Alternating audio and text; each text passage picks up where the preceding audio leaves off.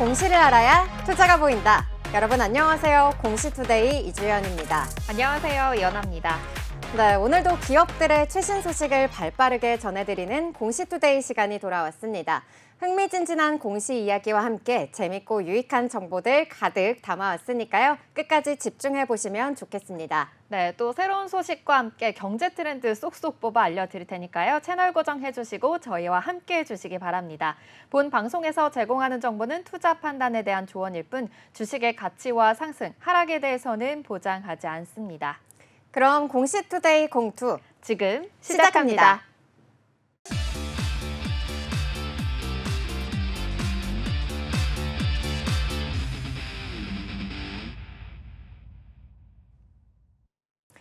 네, 오늘도 공시 살펴보기 전에 현재 12시 구간 지나가고 있는 우리 시장 상황 먼저 체크해 보도록 하겠습니다.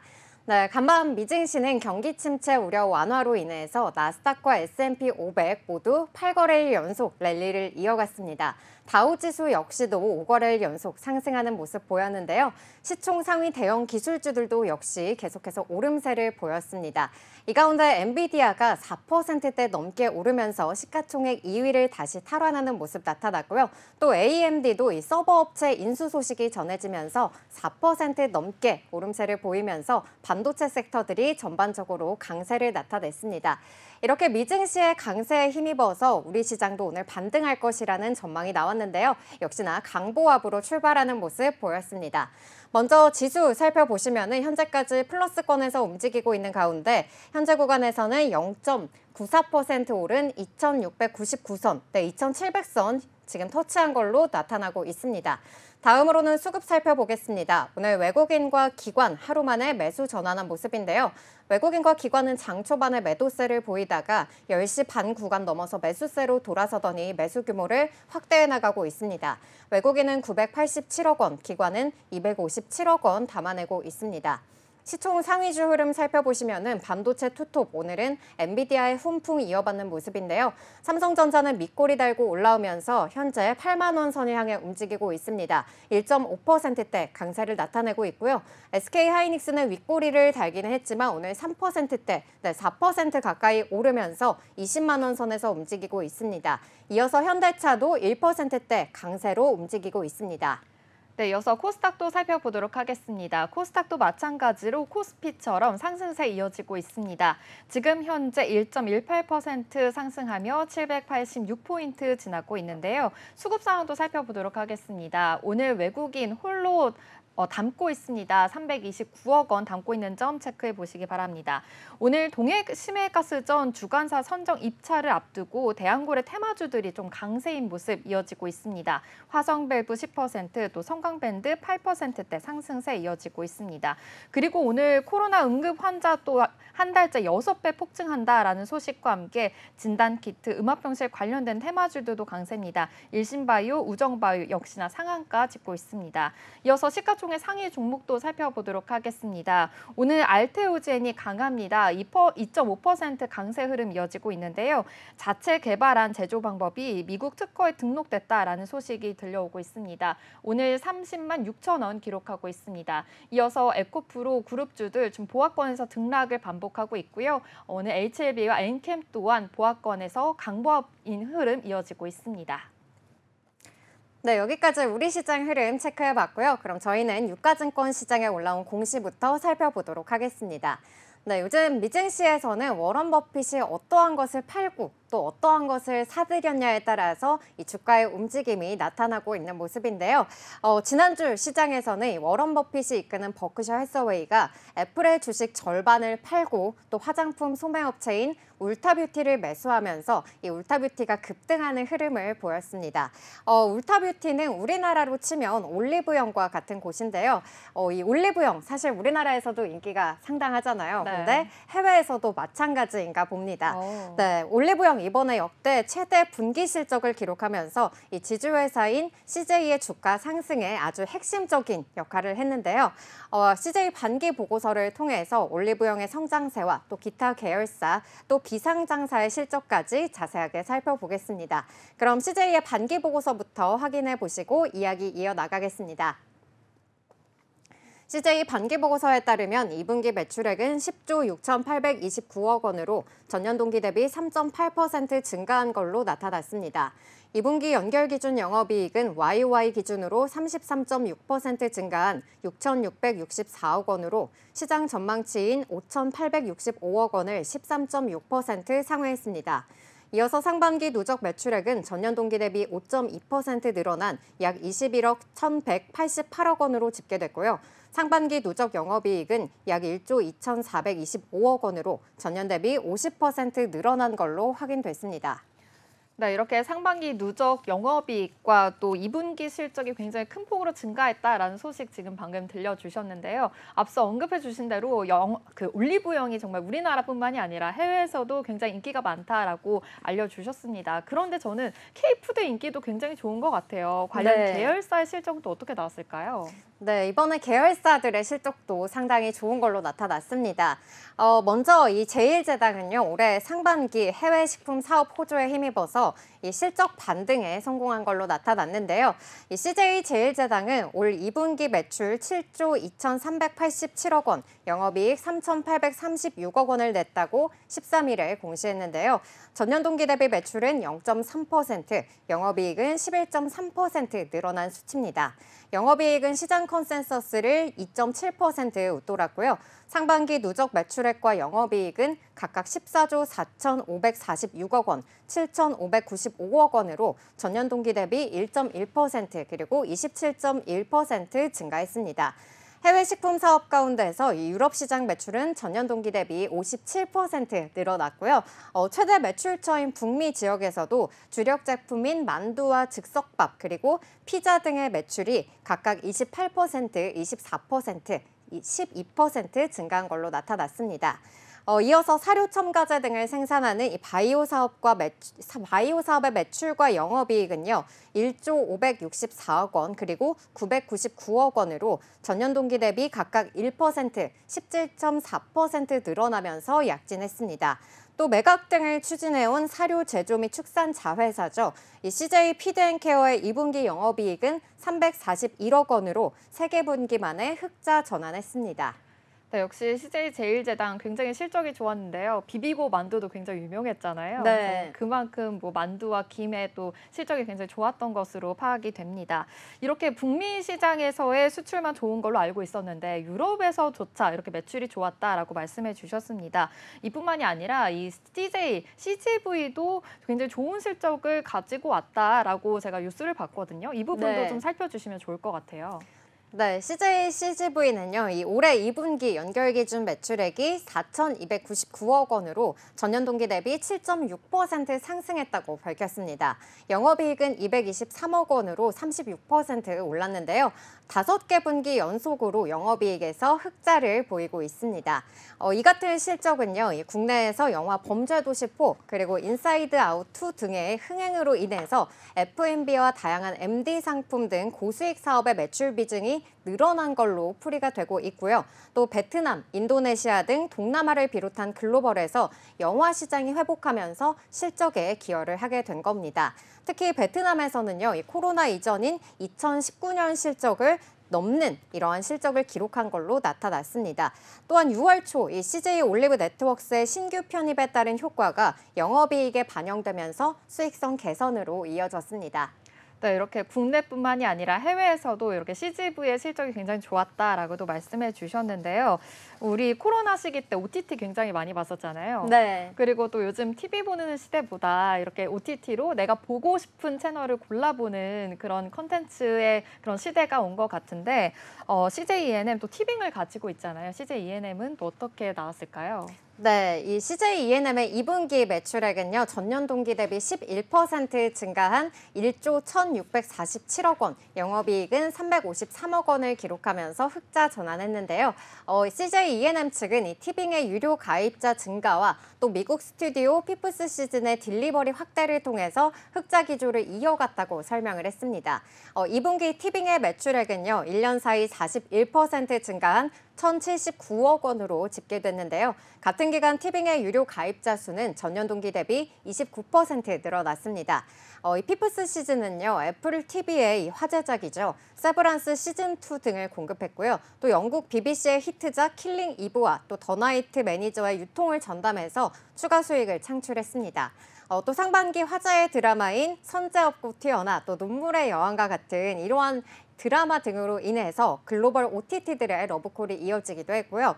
또 히트 IP의 글로벌 팝업과 또 팬미팅 등 다양한 부가사업 기반 수익 다변화도 이 매출에 긍정적인 영향을 미쳤습니다.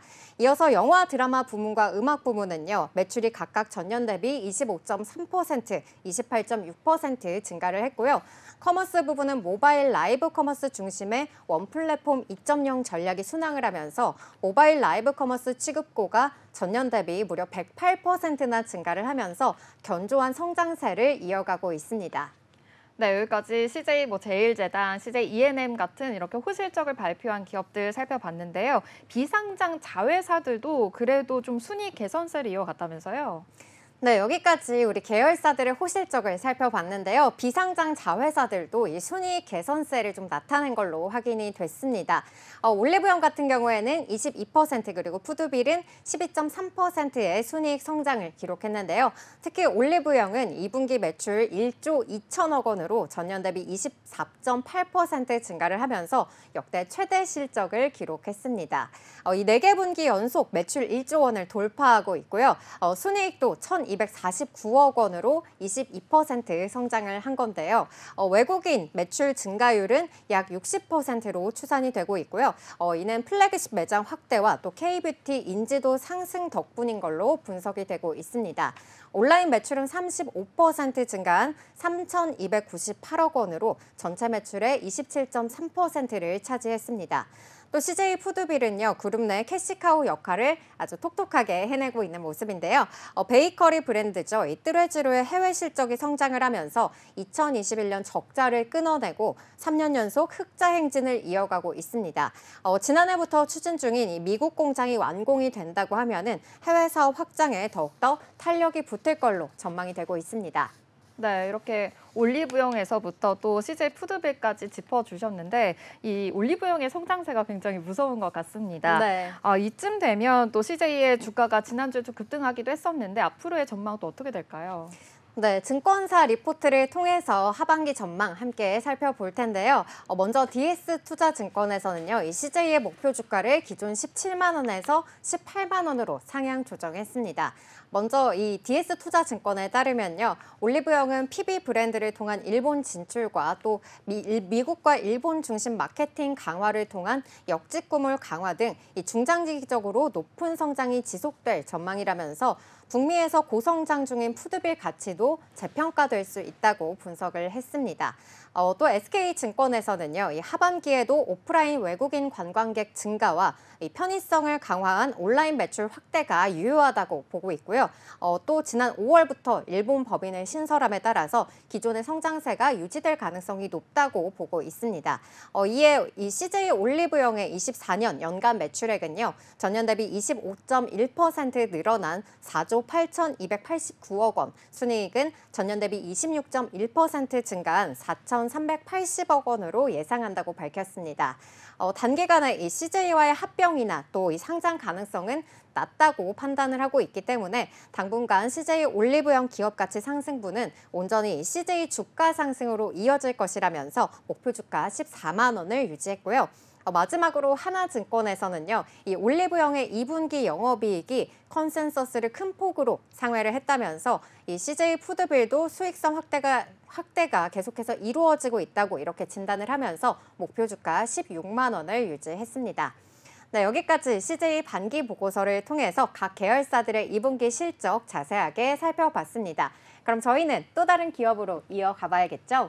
네, 이번 주는 상장 공모주 슈퍼위크라고 불릴 만큼 굉장히 상장된 기업들이 많습니다. 월화수목금 꽉 차게 지금 상장된 기업들이 지금 몰려 있는데요.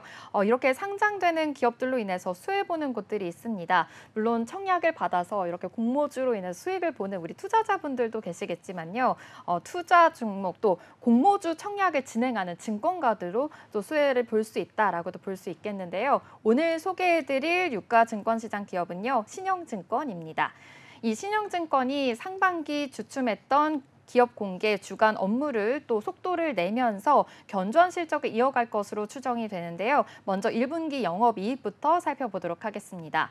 신영증권은 3월 결산 법인이라 해당 수치들이 올해 4월부터 6월까지의 결과를 집계한 것으로 나타났습니다. 신영증권은 올해 회계 연도 1분기 별도 기준으로 영업이익이 651억 원, 또 당기순이익이 501억 원을 기록했는데요. 전년 동기 대비해서 영업이익은 31.5%, 당기순이익은 26.2% 증가했습니다.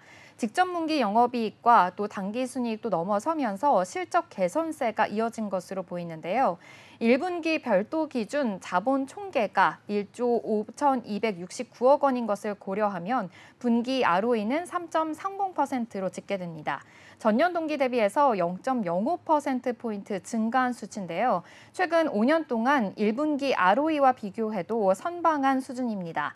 상반기 거래 대금이 증가하고 금리가 하락세를 띠면서 늘어난 운용 수익이 순이익 증가세로 견인한 것으로 풀이가 됩니다. 네, 이렇게 영업이익과 또 이 순이익은 좋은 실적을 나타낸 걸로 좀 확인이 되고 있지만 그래도 이 기업 금융 부문에서는 또 약세를 보였다고 하더라고요.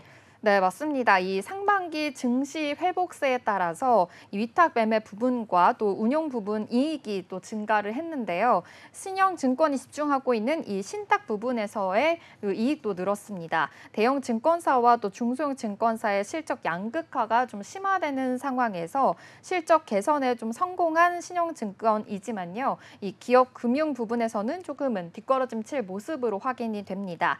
이 4월부터 6월 신영증권 IB 부분 영업이익을 확인해 보니까요. 112억 원을 기록했습니다. 직전 분기 대비해서 188억 원 대비 40.4%나 줄었고요. 또 인수 및 수수료 부분에서도 33억 원으로 전분기 대비해서 61.1% 급감했습니다. 이 신영증권의 IB 실적 감소는요. IPO 주간 실적의 부재 영향이 큽니다. 올해 상반기 신영증권은 IPO 주간 실적을 단 한 건도 올리지 못했는데요.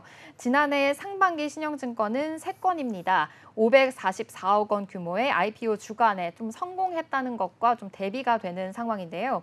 지난해에는 연간 기준으로 신영증권은 5건을 성공했습니다. 980억 원의 IPO 주간 실적을 기록하면서 상위 10위 안에 드는 이름을 좀 올린 바가 있었는데요. 하반기에 들어서는 신영증권은 신영스펙 7호와 또 삐아 그 스펙 합병 상장을 제외하고는 아직 성과가 없는 것으로 파악이 됩니다. 하지만 이번 슈퍼위크를 맞아서 M83을 주관하게 됐습니다.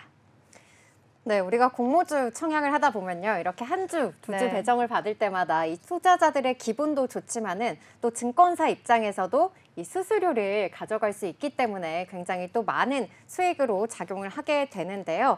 이번 주에 이 상장되는 기업이 한 6개 정도가 되는 걸로 알고 있습니다. 이번 주에 상장되는 기업이 많은 만큼 또 이 주관하는 이 증권사들에서도 굉장히 바쁜 움직임이 나타날 것 같은데요. 신영증권도 이번 주에 좀 주관을 맡은 만큼 실적 개선세 좀 기대를 해봐도 괜찮을까요? 네, 맞습니다. 이제 IB 실적 감소가 이제는 좀 실적 개선이 될 전망으로 보이는데요.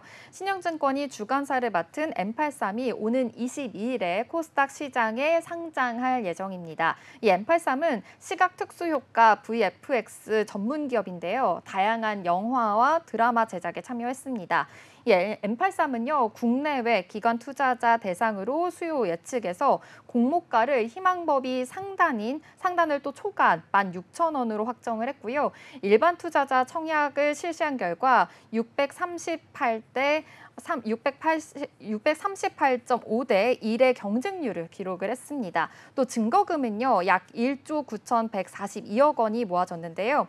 이렇게 신영증권이 받을 인수 대가는요. 13억 2,960만 원입니다. 기존의 6억 4,980만 원에 비해서는 약 2배 이상 늘었다라고도 볼 수 있겠습니다. 이렇게 추가 인수 금액을 합산한 결과에 또 5.5%와 총 발행 금액의 1.5%에 해당하는 인센티브를 얻게 되는 겁니다. 이 M83을 시작으로요. 신영증권이 주관사를 맡은 2개의 기업도 이제 본격적으로 좀 상장에 준비할 예정인데요. 화학 제품 제조 기업 이 한캔과 특수목적 기계 제조 업체인 제닉스입니다. 이 한캔과 제닉스는요, 지난 4월 말에 이 거래소에 예비 심사 신청서를 접수했고요. 8월 들어서야 이 거래소의 예심을 좀 통과를 한 상황입니다. 장기간 좀 심사가 지연이 되면서 상장 주간 불확실성이 좀 커졌지만 그래도 예심이 좀 통과한 만큼 팔부 능선을 넘었다라는 평가까지 나오고 있는 그런 상황입니다. 이 한캔과 제닉스는요, 각각 지난해 41억 원, 또 31억 원의 순이익을 낸 흑자 기업인데요. IPO 성공을 하게 되면 신영증권이 받을 대가는 더욱더 좀 늘어날 것으로 확인이 됩니다. 연이은 좀 상장 주간으로 다소 주춤했던 이 신영증권의 기업 금융 실적이 좀 회복이 될지 주목이 되는 상황입니다. 그리고 에어레인도 장기간 이 거래소의 예심을 통과하지 못한 것으로 보입니다. 그래도 최근에 이 한캠과 제닉스가 순차적으로 심사를 통과한 만큼 일각에서는 에어레인 역시도 거래소 심사를 통과하지 않을까라고 보고 있는 상황입니다. 상반기 대비해서 하반기에 IPO 기업들의 상장 절차가 좀 집중되어 있는 만큼 신영증권이 IB 부분 실적 개선에 성공할 수 있지 않을까라고 파악하고 있습니다. 회사는 기존의 기조를 이어가면서 IPO를 조금씩 늘릴 방침인데요. 신영증권은 지난해 IB 그리고 법인 영업을 총괄하는 금종우 부사장의 지위로 인해서 자기 자본 1조 5천억 원 이하의 증권사 중에 6개의 IPO를 주관했습니다. 그리고 많은 실적을 달성했다고 합니다. 올해도 이렇게 중소형 증권사 중에서 2건 이상의 IPO를 주관한 회사는 또 신영증권이다라고도 볼 수 있겠는데요. 신영증권 관계자는 장기 가치 투자와 또 신영증권의 철학을 바탕으로 해서 IPO 기업 선정 시에 또 시권 건정성과 또 수익성 등 유심히 살펴보고 있다라고도 말했습니다. 그리고 이렇게 중장기 관점에서 기대 수익과 또 잠재 위험을 종합적으로 관리하는 이 신영증권의 강점을 기반으로 해서 꾸준히 노력할 것이다라고 밝혔습니다. 네, 하반기에 이렇게 좀 IPO와 관련해서 좀 수익을 개선할 수 있지 않을까 기대를 해보게 되는데요. 이 신영증권 같은 경우에는 또 IPO 주관뿐만 아니라 이 고객들의 자산관리 업무도 좀 힘을 쓰고 있잖아요. 이 자산관리 플랫폼 개편된다는 소식이 또 전해지기도 했다면서요. 네, 맞습니다. 이 신영증권은 이달 초에 자산관리 플랫폼 스마트리핏 2.0을 개편했습니다. 자산관리와 또 자산 승계 서비스, 디지털 전환에 좀 박차를 가한 계획인데요. 스마트리핏 2.0은요, 신영증권이 지난해 9월에 출시한 이 태블릿 기반의 통합 자산관리 플랫폼입니다. 고객 자산관리를 위해서 계속해서 활용해 오고 있는 상황인데요. 상품 매매 등 이 창구에서만 이루어지던 이 고객의 자산 관리와 또 승계에 필요한 모든 업무를 다 합체했고요. 또 다양한 업무 처리에 사용되는 종이들이 많잖아요. 이 종이 서류 없이 즉시 시행할 수 있다는 것이 가장 큰 장점입니다. 이 신영증권은 이번 개편을 통해서 서비스 대상을 개인 고객 이외에도 법인 고객까지 확대했다고 밝혔습니다. 이 단순한 또 페이퍼리스 시스템이 아니라 상품별로 최적의 동선으로 구성이 됐는데요. 예를 들어서 고령의 투자자가 위험의 상품을 가입을 희망을 한다면 필수 설명 자료와 또 서류 그리고 필요 항목들이 자동으로 구성이 되면서 고객에게 이렇게 빠짐없이 전달될 수 있다라는 점이 가장 큰 장점입니다. 그리고 이렇게 프라이빗 뱅커는 서류 준비 시간을 좀 절약하게 해주고요. 그리고 고객들은 좀 더 편리하게 핵심 내용을 빠짐없이 설명받을 수 있다는 것도 큰 장점이라고 볼 수 있겠습니다. 네, 이렇게 편의성뿐만 아니라 핵심 내용을 전달을 해주다 보니까 이 투자자들의 위험도도 줄어들 것 같은데요. 이 신영증권이 또 타 증권사에 비해서 자산 건전성과 또 이 자본 적정성이 우수하다는 평가를 또 받고 있다고 하더라고요. 네, 맞습니다. 이 나이스 신용평가에 따른 건데요. 나이스 신용평가에 따르면 신영증권은요, 이 우수한 자본 적정성과 자산 건전성을 유지하고 있는 것으로 나타났습니다. 나이스 신용평가 책임연구원은 이 신영증권에 대해서 부동산 파이낸스, 또 프로젝트 파이낸스 위험 노출액과 또 기업 금융, 또 해외 대체 투자 등 위험 투자 규모가 업계 평균 대비해서 작다고 분석을 했습니다. 특히 제2금융권의 발목을 잡는 이 부동산 PF 이슈와 관련해서도 업권의 이 평균 대비 낮다는 것이 가장 큰 장점으로 꼽히고 있는 건데요. 2024년 6월 말 기준으로 신영증권의 부동산 PB 익스포저는 이 자기 자본 대비해서 14.4%, 업권 평균 대비해서 굉장히 낮은 수준이라고 합니다. 우발부채 관련해서도 중후순 대비해서 비중이 좀 큰 편이지만 우발부채 규모와 또 유동성 갭을 고려하면요, 단기 자금 소요에 대응할 수 있을 것으로 파악이 됩니다. 또 유동성 위험도 낮고 또 순자본 비율도 안정권이다라고 분석을 했는데요. 사업 부문별로 살펴보면 주로 자산 관리와 또 채권 운용 부분으로 중심으로 이렇게 안정적인 실적을 창출하고 있는 것으로 파악이 됐습니다. 위탁매매 부분의 시장 지위는 또 타 증권사 대비해서 좀 낮은 편이고요. 또 자산 관리와 채권 운용 부분의 사업 기반이 좀 우수하다라고 나이스 신용평가 연구원은 분석을 하고 있습니다. 채권 운용 중심도 보니까요, 이 편성된 사업 부분이 양호한 재무 안정성을 보장하고 있다라고도 파악했고요. 시종 금리에 따라서 분기별 실적이 좀 갈릴 수 있다라는 점은 조금 단점으로도 지적을 하고 있습니다. 신영증권 관계자의 말을 따르면요, 시장 상황에 따라서 실적 변동성의 리스크는 존재하지만 그래도 이렇게 구체적인 부문별로 손익 비중 목표를 별도로 관리하고 있기 때문에 균형 잡힌 리스크 한도 관리와 또 자원 한도 그 배분을 통해서 위험에 집중되지 않도록 관리하겠다라고 밝혔습니다. 네, 그럼 저희는 지금까지 살펴본 코스피 시장의 공시들 요약해 보도록 하겠습니다. CJ 반기보고서에 따르면 2분기 매출액은 10조 6,829억 원으로 전년 동기 대비 3.8% 증가한 걸로 나타났습니다. 2분기 연결 기준 영업이익은 YOY 기준으로 33.6% 증가한 6,664억 원으로 시장 전망치인 5,865억 원을 13.6% 상회했습니다. 이어서 상반기 누적 매출액은 전년 동기 대비 5.2% 늘어난 약 21억 1,188억 원으로 집계됐고요. 상반기 누적 영업이익은 약 1조 2,425억 원으로 전년 대비 50% 늘어난 걸로 확인됐습니다. 이러한 호실적의 요인으로는 계열사들의 매출 증가와 흑자 기조 유지, 그리고 올리브영의 역대 최대 분기 실적을 기록한 영향으로 풀이되고 있습니다. 신영증권 공시 요약입니다. 신영증권이 주관사를 맡은 M83이 오는 20일 코스닥 시장에 상장할 예정입니다. 신영증권이 받을 인수대가는 13억 2,960만 원으로 기존 6억 4,980만 원에서 2배 이상 늘었습니다.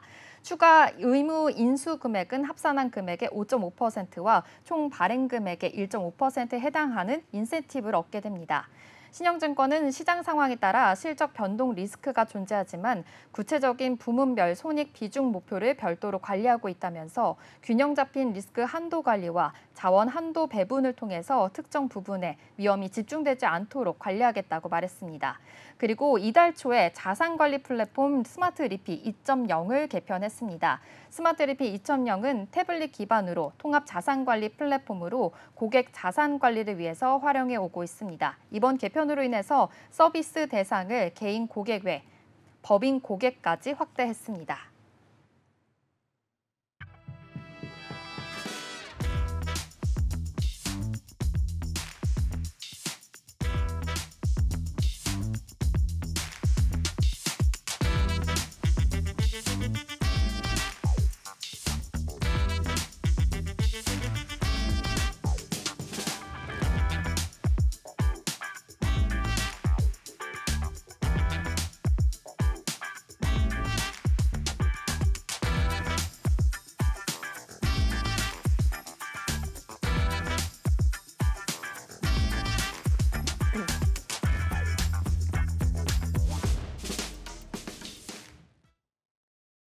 네, 그럼 저희는 이어서 코스닥 시장에 올라온 공시도 살펴보도록 하겠습니다.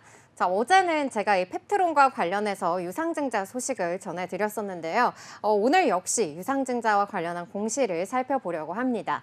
이 같은 유상증자지만요, 이번 공시는 제3자 배정 유상증자로 이 주가에는 호재로 작용하게 되는데요. 전일장에서는 LS 마린솔루션이 제3자 배정 유상증자 소식을 전하면서 6%대 강세를 보였습니다. 그럼 LS 마린솔루션의 유상증자 결정 공시부터 살펴보시고 자세한 이야기 이어나가도록 하겠습니다. LS 마린솔루션이 LS전선을 대상으로 709억 원 규모의 유상증자를 결정했다고 공시했습니다. LS 마린솔루션은 최대 주주인 LS전선이 보유하고 있는 LS 빌드윈의 지분 100%인 약 709억 원 규모의 5,408만 9,865주를 현물 출자로 전량 인수하게 되고요. 그 대가로 LS전선에게 제3자 배정 증자 방식으로 LS 마린솔루션은 주당 17,884원에 신주 309만 2,073주를 발행하는데요. 이번 유상증자로 발행될 주식은 한국예탁결제원의 전량 1년간 보호 예수될 예정이고요. 양수 예정일자는 2024년 11월 15일입니다. 네, 이번 유상증자 결정은 LS 빌드윈을 자회사로 좀 편입하기 위한 목적이다라고도 볼 수 있겠는데요. 이렇게 LS 마린솔루션이 LS 빌드윈을 좀 편입하려고 하는 그런 특별한 이유가 있을까요? 네, LS 마린솔루션 측은요, 이 LS 빌드윈의 양수 목적으로 이 케이블 시공 결합을 통한 전략적 성장 협업이라고 설명을 했는데요. 사측은 수직 계열화를 통해서 전문성과 효율성을 강화하고 또 원가 절감과 일관된 품질 유지, 또 이 시공기간 단축 등 다양한 이점을 확보했다고 말하기도 했습니다. 또한 시공사업의 통합 관리를 위해서 고객들에게 원스톱 솔루션을 제공하고 글로벌 시장에서의 경쟁 우위를 더욱더 강화할 수 있을 것으로 기대하고 있다고 하는데요. 특히 유럽의 대규모 해상풍력 프로젝트에서 해저와 지중 케이블 사업이 주로 턴키 입찰 방식으로 진행이 되는 만큼 이번 구조 재편이 수주 경쟁력 제고에 기여할 것으로 전망이 되고 있습니다. 네, 이렇게 LS 마린솔루션이 LS 빌드윈을 좀 자회사로 편입을 하게 되면서 이런 수주 경쟁력까지 좀 기대가 된다라고도 말씀해 주셨습니다. 그럼 이번 공시 발표와 함께 이런 대표 겸직 이야기도 나왔다면서요? 네, 대표 겸직 같은 경우에는요, 이 사업 강화에 초점을 맞추기 위한 거라고 볼 수 있겠는데요. 구본규 LS전선 대표는 오는 10월 LS 마린솔루션의 주주총회와 이사회를 거쳐서 자회사인 LS 마린솔루션의 대표를 겸직할 예정인데요. 이를 위해서 LS 마린솔루션 이사회는 이날 구본규 LS전선 대표의 사내이사 선임 안건을 통과시켰습니다. 이 구 대표의 자회사 대표 겸직은 이번이 처음으로 이 생산뿐 아니라 시공까지 아우르는 전력 케이블 사업을 한층 강화하려는 전략으로 풀이가 되고 있습니다. 이 LS전선 관계자는요, 이 구 대표의 자회사 대표 겸직은 책임 경영 강화를 위한 의지를 보인 것이라며 이번 결정이 LS 마린솔루션의 장기적인 성장과 또 글로벌 경쟁력 강화에 큰 기여를 할 것이라고 말하기도 했습니다. 네, 이렇게 생산부터 시공까지 전력 케이블 생산에 이어서 정말 경쟁력이 강화되긴 만큼 이렇게 대표 겸직까지 이뤄질 예정이다라고도 말씀해 주셨는데요. 실제로 LS 마린솔루션이 LS 전선과 글로벌 수주까지 나서면서 실적도 좀 개선이 됐다라는 소식도 들려왔거든요. 네, LS 마린솔루션이 지난해 8월 LS 자회사로 편입이 되고 1주년을 맞았는데요. 편입 1년도 안 돼서 이 22년 만에 최대 영업이익과 순이익을 달성한 LS 마린솔루션은 올해도 고공행진을 이어가고 있습니다. 이 LS 마린솔루션은 LS전선과 시너지를 바탕으로 올해 연매출 1,000억 원을 목표로 하고 있는데요. 실제로 이 SK증권에서는 LS 마린솔루션의 2024년 연간 매출액을 YOY 기준 42.7% 늘어난 1,010억 원으로 전망을 하고 있고요. 영업이익률은 10.5%로 내다보고 있습니다. 기존 추정치에서 매출액은 소폭 상향된 건데요. 지난해 2월 이 LS 마린솔루션이 인수한 GL20300호가 추가되면서 매출액이 추가로 상승할 걸로 예상이 되고 있습니다. 또 LS 마린솔루션은요, 모회사 LS전선과 턴키 방식의 이 글로벌 수주에 나서면서 완전히 다른 기업이 됐다는 평가를 받고 있는데요. 이 해저 케이블 시공 능력을 키우면서 실적도 눈에 띄게 개선됐습니다. 지난 6일 관련 업계에 따르면은 LS 마린 솔루션은 상반기 역대급 매출을 달성했는데요. 이 상반기 매출액은 520억 원으로 작년 265억 원 대비 2배가량 증가한 걸로 나타났습니다. LS 마린 솔루션이 이렇게 상반기 매출 500억 원을 넘긴 것은 13년 만이라고 합니다. 또한 2분기 영업이익은요, 59억 4,900만 원으로 전년 동기 대비 8.7% 증가를 했고요. 같은 기간 매출액은 383억 6,700만 원으로 113.8% 늘어난 걸로 집계됐습니다. 이 LS 마린 솔루션은요, 올해 2분기 전남 해상풍력단지 1단지 프로젝트를 본격적으로 진행하면서 매출을 끌어올린 걸로 분석을 하고 있는데요. LS 마린 솔루션이 보유한 GL2030은 이 바지선을 포설선으로 개조한 CLB로 이 현재 전남 해상풍력 프로젝트를 진행 중입니다. CLB는 바닥이 평평해서 이 수심이 낮고 조수간만 차가 심한 지역에서 유리하게 작용이 된다고 하고요. 이 LS 마린 솔루션은 이 CLB를 활용해서 서해 쪽의 저수심 지역에서 효과적으로 시공을 진행하고 있습니다. 이렇게 LS 마린 솔루션 굉장히 무서운 실적 성장세를 지금 이어가고 있는 것 같은데요. LS 마린 솔루션은 이 국내뿐만이 아니라 해외 시장에서의 확대 범위를 더욱더 확대해 나가고 있다는 소식까지 들려왔거든요. 네, 먼저 앞서서 지난 1월에는요, 이 대만 타이베이의 영업 거점을 구축했습니다. 에너지 전환에 나서고 있는 대만을 적극적으로 공략하기 위한 것인데요. 대만은 2025 에너지 전환이라는 정책 목표 아래 이 신재생 에너지 발전 비중을 전체 발전량의 20%까지 확대할 계획을 갖고 있는데요. 특히 2026년부터 2036년까지 10년간 총 15기가와트 규모의 해상풍력을 추가로 개발하는 것을 목표로 하고 있습니다. 이 LS 마린 솔루션은요, 지난 2017년 대만 서해 펑우섬과 본토 사이 22km 해저 케이블을 시공한 바 있기도 하고요. 이 모회사인 LS전선은 지난 3월 대만이 오는 2026년부터 추진할 2차 해상풍력 사업의 첫 프로젝트의 우선 공급자로 선정되기도 했습니다. 또 LS전선은요, 최근 미국의 해저 케이블 공장을 결정하는 등 북미 시장에 본격 진출할 예정인데요. 이 공장은 이 LS전선 글로벌 해저 케이블 생산 네트워크를 강화하고 이 북미 지역의 수요에 신속하게 대응하는 중요한 거점이 될 것으로 전망하고 있습니다. 이에 따라서 LS 마린 솔루션은요, LS전선의 해저 케이블 공급망 확장과 함께 이 새로운 사업 기회를 모색할 것으로 관측이 되고 있습니다. 네, 여기까지 LS 마린 솔루션의 유상증자 공시와 관련해서 자세한 내용들 짚어봤습니다. 그럼 다음으로 소개해 주실 기업 어떤 기업일까요? 네, 다음 기업은 전환사채 발행과 또 액면 분할 소식이 있는 기업 공시 살펴보도록 하겠습니다. 바로 휴림 네트워크스인데요.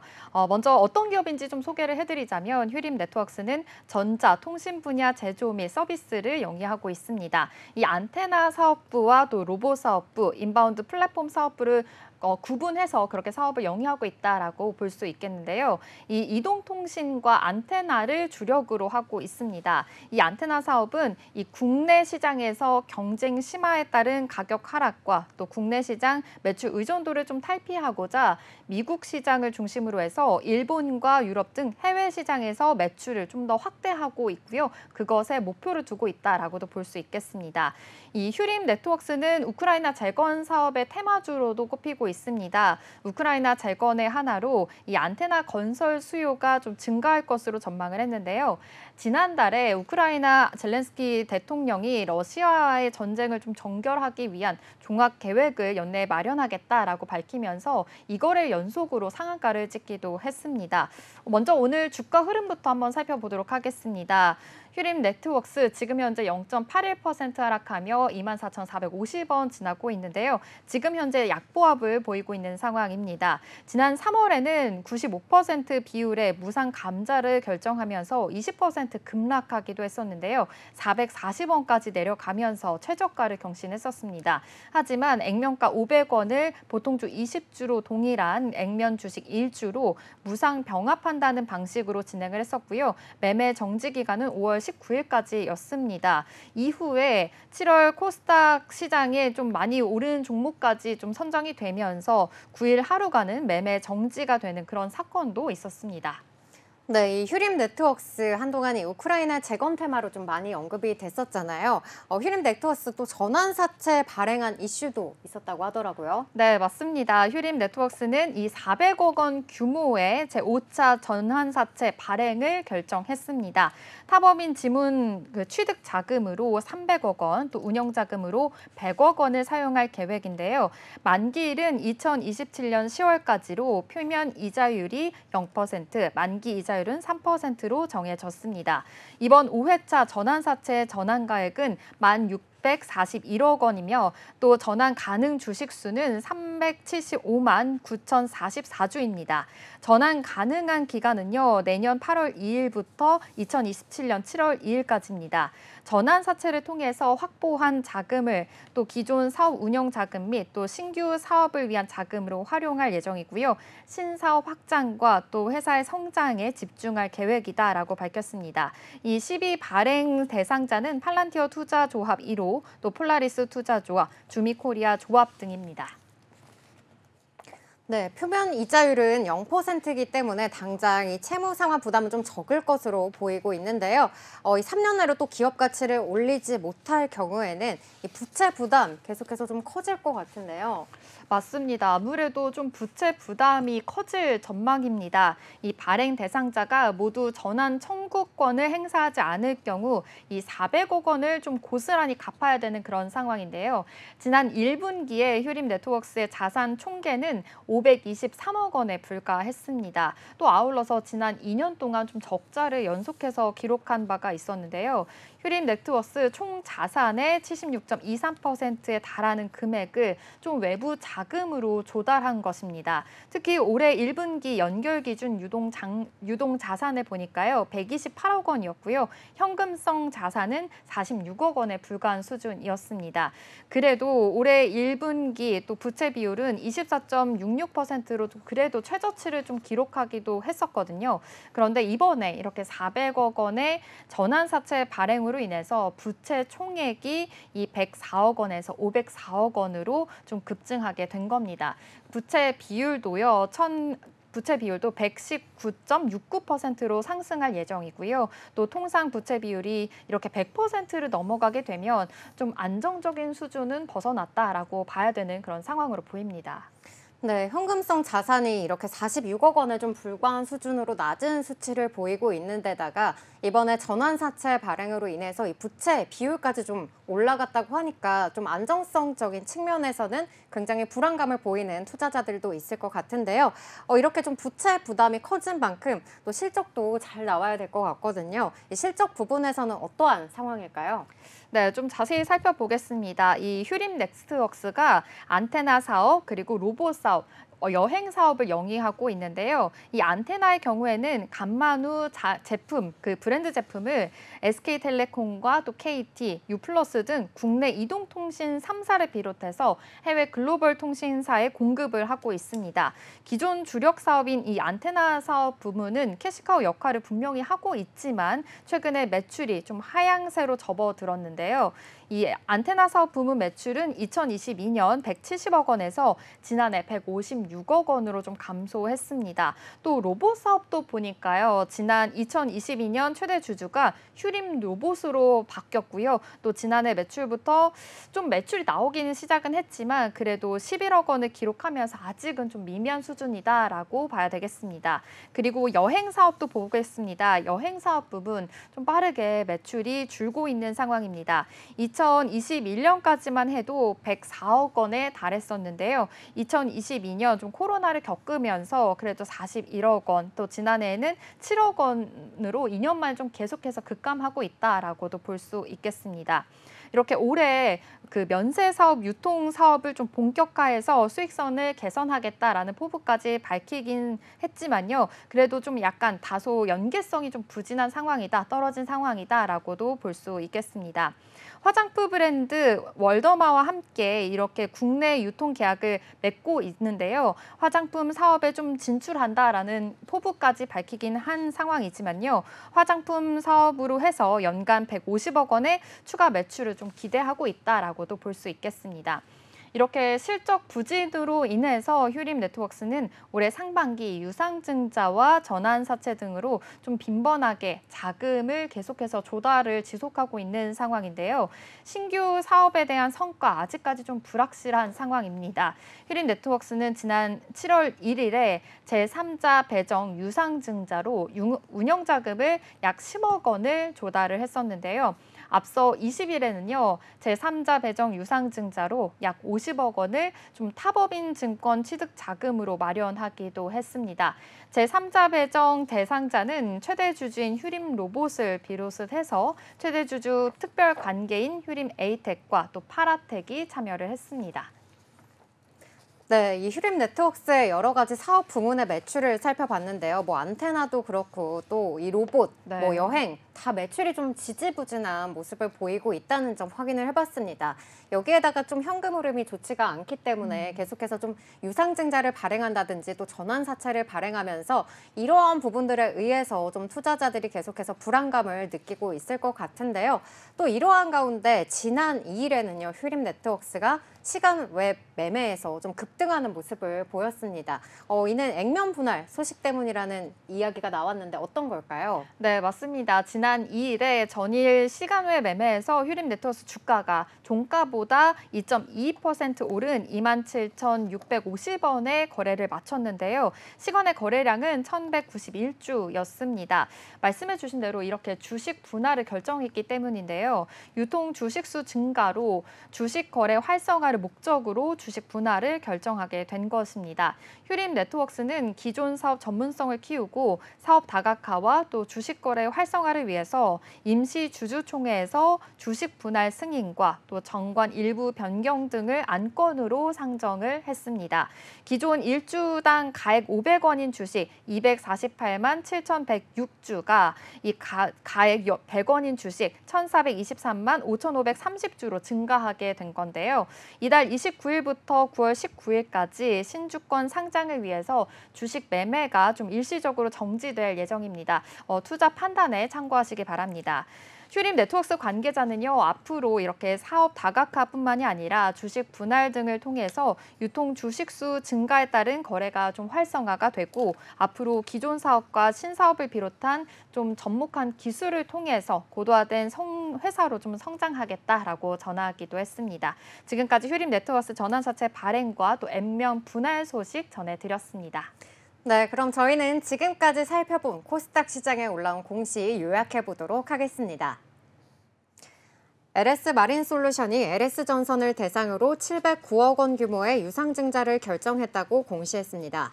LS 마린솔루션은 최대 주주인 LS전선이 보유하고 있는 LS 빌드윈의 지분 100%인 약 709억 원 규모의 5,408만 9,865주를 현물 출자로 전량 인수하게 되고요. 그 대가로 LS전선에게 제3자 배정 증자 방식으로 LS 마린솔루션은 주당 17,884원에 신주 396만 2,073주를 발행하는데요. 이번 유상증자로 발행될 주식은 한국예탁결제원의 전량 1년간 보호 예수될 예정이고요. 양수 예정 일자는 2024년 11월 15일입니다. LS 마린솔루션 측은 LS 빌드윈 양수 목적으로 케이블 시공 결합을 통한 전략적 성장 협업이라고 설명했습니다. 휴림 네트워크스 공시 요약입니다. 휴림 네트워크스는 안테나 사업부, 로봇 사업부, 인바운드 플랫폼 사업을 영위하고 있습니다. 400억 원 규모의 제5차 전환사채 발행을 결정했는데요. 타 법인 지분 취득 자금으로 300억 원, 운영 자금으로 100억 원을 사용할 계획입니다. 이번 제5차 전환사채 전환가액은 1,641원이며 전환 가능 주식수는 375만 9,044주입니다. 전환 가능 기간은 내년 8월 2일부터 2027년 7월 2일까지입니다. 이달 29일부터 19일까지 신주권 상장을 위해서 주식 매매가 일시적으로 정지될 예정입니다.